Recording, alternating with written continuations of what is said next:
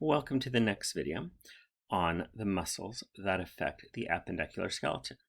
In the last video, we looked at the muscles that affected the elbow joint, the arm flexors and extenders, and the wrist joint, the forearm flexors. And that's where we ran out of time. So to quickly review the muscles we looked at, the anterior muscles were the coracobrachialis,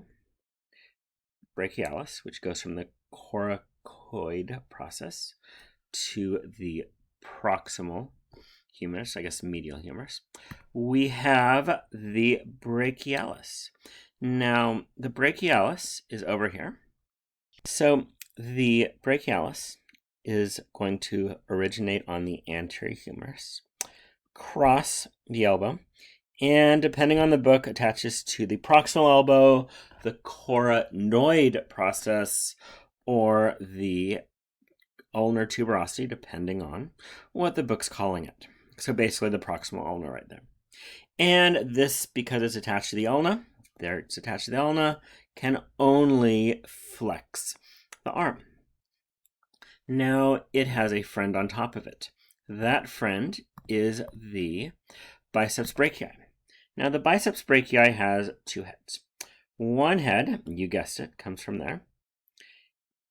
And the other head is going through the intertrabecular sulcus. And then we have this humongous muscle right here. It's going to cross the elbow joint and attach to the radial tuberosity. So it's attached to the radial tuberosity, across the elbow joint. Big muscle. I'm not drawing two heads very well, am I? One head is going to end there. It is going to go up through the intertrabecular sulcus. The other head is going to have its tendon going up there. So those are the anterior upper arms, so they're flexors. The triceps brachii has three heads. It has a lateral head, has a medial head, and it has a long head. So basically the triceps brachii is taking up most of the back of your arm, and the long head's attached there. These are all going to be extensors. We then talked about three main muscles. I sort of raced through them because we were running out of time. So the first one is the palmaris longus. Its insertions the aponeurosa of the palm. It has a very long tendon, and then it's up here. So the palmaris longus is going to flex the palm. On the carpals, this is the radial side. We have a muscle. It originates on the carpals, or it inserts on the carpals, and it's actually going to go all the way up and actually cross both joints. This is going to be the flexor, because it flexes the palm, carpi radialis. If I were to draw it on this side, it's inserting there. It is going to be on this side, because it's on the radial side, and its job is to flex the carpals. Now it has a friend. It is on the ulna side. So it originates up here. It is going to come down the entire ulna side and insert on the pisiform and the hamate. That is the flexor carpi ulnaris. So the flexor carpi radialis is on the radial side, ulnaris is on the ulnar side. Then we met the bad boy. It's starting here, or insertion is going to be the styloid process of the radius. And it is going to cross the elbow joint. And its origin is up here. Why did I do the origin and the insertion backwards? Well, it actually can't move anything down there. It does not have an action at its insertion. It's not a good muscle. It breaks the rules. Instead, its action is at the origin up there. It's going to flex the elbow. And it's going to also help supinate and pronate the lower arm. So I guess those would be the actions at the insertion. But its main action is up here. So it's called the coffee drinker muscle, because in drinking coffee, you are using flexing, pronating, and supinating. So it's the coffee drinker's muscle. I didn't say beer drinker's muscle. So it flexes the elbow joint at the origin. Again, most muscles have actions at the insertion. It can help with supinate when the hand is pronated. It can pronate when the hand is supinated. So those would be actions it would do on its insertion. So it does have actions on its insertion, but it's a bad boy. So the lower hand. Again, what I do is I look for a central tendon. Here is the central tendon on the back. And look, it's going to 1, 2, 3, 4 fingers. Your fingers are your digits. What's something back here going to do? It's going to extend. So these are called the extensor digitorum. It is on all 4 of your fingers. It extends all 4 of your digits. I am still a 13-year-old boy at heart. I think it's a hilarious name because I'm only thinking of 1 digit it extends. And Erica, a former student of mine, wants you to know I am immature. I will ask it on the test, even though she thought I was too mature to ask it. So that's the extensor digitorum. If we go 1 muscle on this side, that's the pinky side. It's going to extend the carpals over here. Extensor carpi ulnaris. If we move 1 muscle over here, go a little bit more over.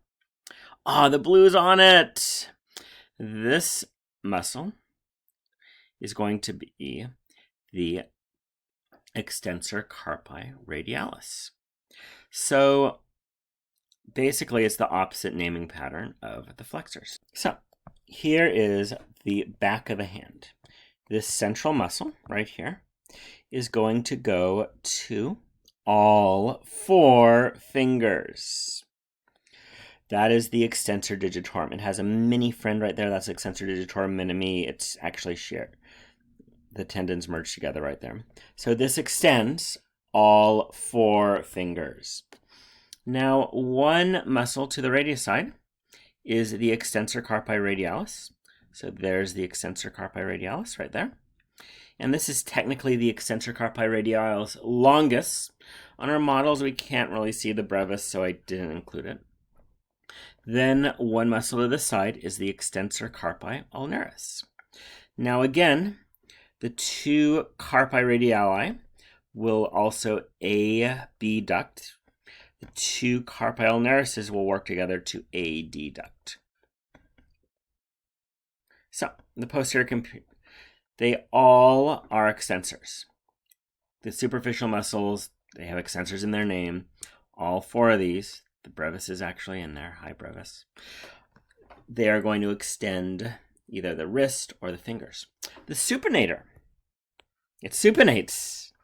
And I should say, this is my son's favorite muscle, the abductor pollicis longus. It lets you play video games. It's going to extend and abduct the thumb. So, what is the shared action of all the anterior compartments? Flex, extend, adduct, or abduct? It is going to be a flexing. Which muscle is not in the anterior compartment of the lower arm? Flexor carpi ulnaris, that one is. Oops. The flexor digitorum, yeah. Palmaris longus, that's a central one. Brachialis, it's an anterior muscle. It's just in the other anterior compartment, the upper arm. Which is the center muscle of the forearm? Palmaris longus. Again, I always like finding the center muscle, whether it's the palmaris longus. Then I know to the thumb side, it'll be the flexor carpi radialis. And then to the pinky side, it'll be the flexor carpi ulnaris. And on the back of the hand, they're going to be the extensors. This one should be the biceps brachii. Inserts on the radial tuberosity, ulnar tuberosity, coronoid process, coracoid process. Boy, that was mean of me. It is the radial tuberosity. This muscle flexes only. Well, the supinator supinates. Nope. The biceps brachii also supinates. Nope. The brachioradialis flexes, supinates, pronates. This poor thing, it's attached to the ulna. It can only do one action. Poor thing. This muscle is on the lateral radial side of the forearm, and it flexes at its origin, that evil thing. Which one flexes at its origin? Well, this is an extensor. It can't be that one. Flexor digitorum, no. Brachioradialis is the answer. Which origin is paired wrong? Remember, we're going to be doing origins online. Short head of the biceps brachii is the coracoid process, so that one's okay. The long head of the bicep is the glenoid fossa, okay. The long head of the triceps is the scapula, okay. That is the insertion. The origin's the lateral condyle. Wow, I have a lot of these questions. The posterior compartment of the upper arm has the triceps and deltoid's not in a compartment. Anterior, poor little coneus. So this is a good place to stop. In our next video, we will start on the legs. Thank you.